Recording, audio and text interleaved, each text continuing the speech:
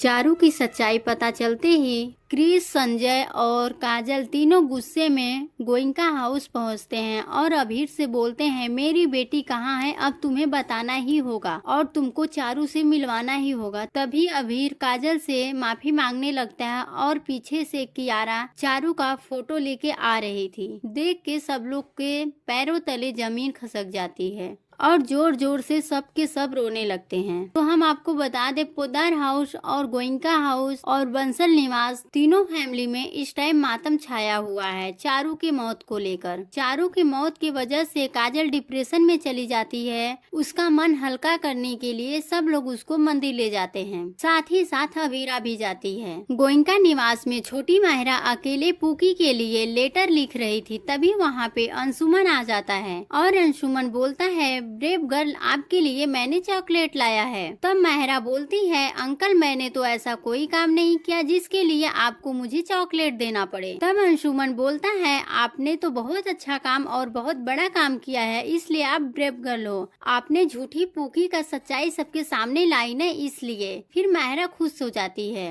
तब अंशुमन का ध्यान माहिरा की डायरी पे जाता है और अंशुमन पूछता है, बेटा ये डायरी तो किसी का नहीं छूना चाहिए ना, ये तो डायरी आपके मम्मा का है। तब माहिरा बोलती है, नहीं ये मेरे पापा का डायरी है। पापा बोले डायरी छू सकती हो पर मेरा डायरी पढ़ नहीं सकती। तब अंशुमन अरमान का नाम सुनते ही अंशुमन डायरी लेकर और पढ़ने लगता है। माहिरा का सच्चाई अंशुमन के सामने आ जाता है। अंशुमन सीधे अभीरा से बताने निकल जाता है। तभी अरमान और अंशुमन दोनों एक दूसरे से टकरा जाते हैं और एक दूसरे को गुस्से में देखने लगते हैं। फिर दोनों अभीरा के पास निकल जाते हैं सच्चाई बताने के लिए। तो आप लोग को क्या लग रहा है, पहले कौन सच्चाई बता पाएगा? अरमान बता पाएगा या फिर अंशुमन? कमेंट में जरूर बताएं। अंशुमन सच्चाई बताने के लिए अभीरा के पास पहुंच जाता है। तभी वहां पे अरमान भी पहुंच जाता है। अंशुमन को कोई इमरजेंसी कॉल आ जाता है और अंशुमन चला जाता है। अरमान बताने वाला ही था, तभी वहां दादू आ जाता है और बोलता है, गीतांजलि माहिरा को लेके माउंट आबू चली गई। यह बात अरमान सुनते ही एकदम घबरा जाता है और बोलता है, कहीं ऐसा न हो कि गीतांजलि डर से मेरी बेटी को लेके कहीं और न चली जाए। फिर अरमान तुरंत ही माउंट आबू के लिए निकल जाता है। ये सारी बातें अंशुमन अभीरा को बता देता है। साथ ही साथ कावेरी भी बताती है कि माहिरा ही पूकी है।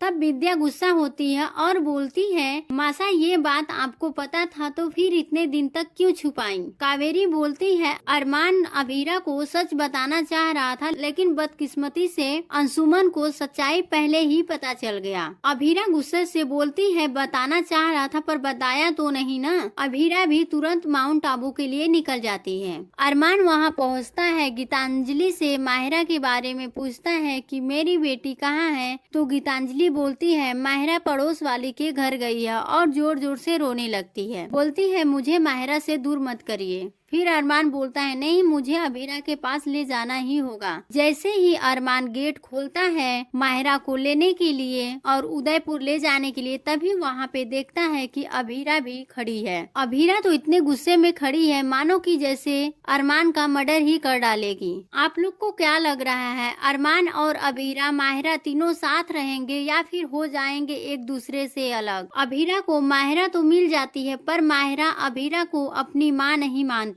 उसके हाथ से कुछ भी खाने से मना कर देती है। मुझे तो सब गीतांजलि के हाथ का ही अच्छा लगता है, इसलिए मुझे गीतू के पास जाना है। मन ही मन अभीरा सोच रही है, मेरी बेटी होकर मुझे माँ नहीं कह रही है, अभी तक मुझे माँ स्वीकार नहीं कर पा रही है माहिरा। ये सब अरमान के वजह से हो रहा है। तो आपको क्या लग रहा है, अरमान को कभी भी अभीरा माफ करेगी या नहीं, या फिर अरमान माहिरा और अभीरा से हमेशा हमेशा के लिए दूर हो जाएगा? अपनी राय कमेंट में जरूर दें। धन्यवाद। ऐसे ही रोजाना वीडियो के लिए हमारे चैनल को सब्सक्राइब करना ना भूलें।